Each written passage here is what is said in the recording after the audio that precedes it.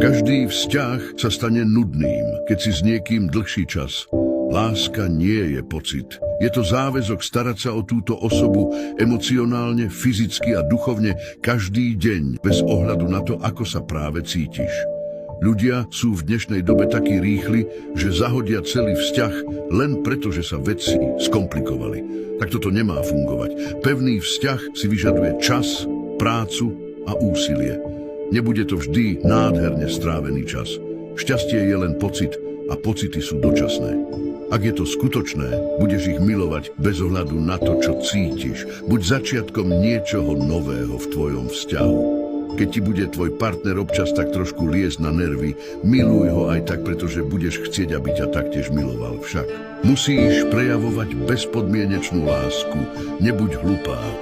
Láska je prejav vôle, ktorý si z našej strany vyžaduje neustále úsilie.